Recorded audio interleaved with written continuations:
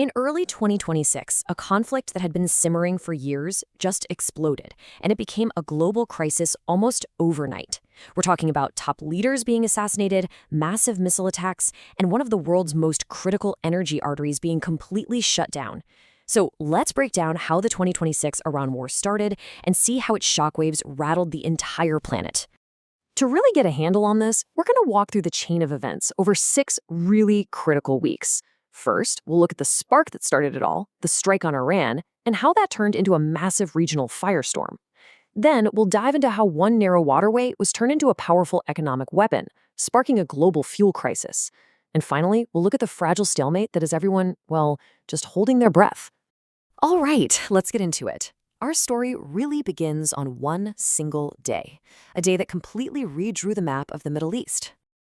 And that day was February 28, 2026. The United States and Israel launched this huge, coordinated air assault against Iran. We're talking hundreds of fighter jets hitting targets all across the country. This was it. The fuse was lit. Now, this whole operation had 2 code names. The U.S. called it Operation Epic Fury. Israel called it Operation Roaring Lion. But they had one single devastating goal. This wasn't just about blowing up military hardware.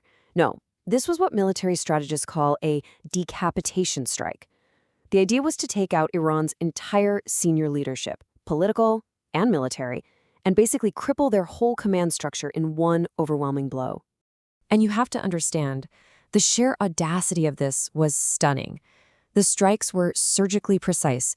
They didn't just take out senior military commanders, they assassinated Iran's top security chief, Ali Larijani, and, maybe most importantly of all, the supreme leader himself, Ali Khamenei. In just a few hours, Iran's entire leadership structure was thrown into absolute chaos. So what was Iran's response? Well, it was immediate. It was huge, and it pulled the entire region straight into open war. There was zero hesitation. Iran's retaliation was just swift and furious. They unleashed this massive barrage, over 1,000 ballistic missiles and literally thousands of drones. And look where they were aimed. This wasn't just at Israel. They were targeting U.S. military bases and American allies all across the Middle East. Saudi Arabia, the UAE, you name it. The scale was just something we'd never seen before. And here's the key takeaway from that. Within just a few hours, any hope that this conflict could be contained just vanished. Poof, gone.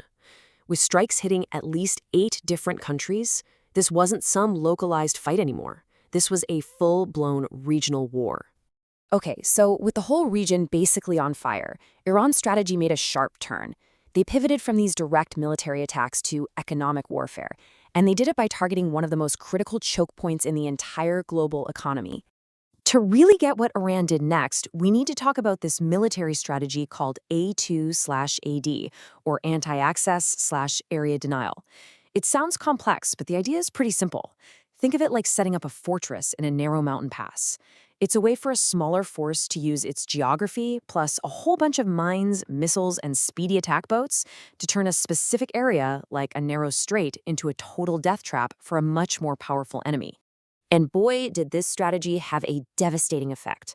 Iran's Islamic Revolutionary Guard Corps put their A2/AD playbook into action and essentially sealed off the Strait of Hormuz.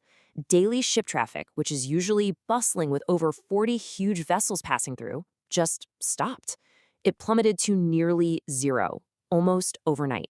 So why does this one little strait matter so much? Well, it's the pipeline for about 20% of all the world's oil, and an absolutely staggering 25% of its liquefied natural gas.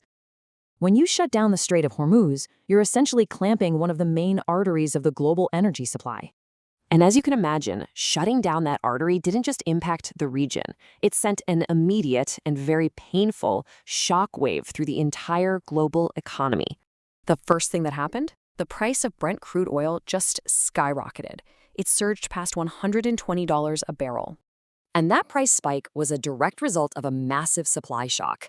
You have all these tankers stuck, unable to move, and suddenly Gulf oil production just cratered by at least 10 million barrels a day. That is a huge amount of oil to suddenly disappear from the market. I mean, the impact was so severe that the International Energy Agency, they actually called it the largest oil supply disruption in history, period.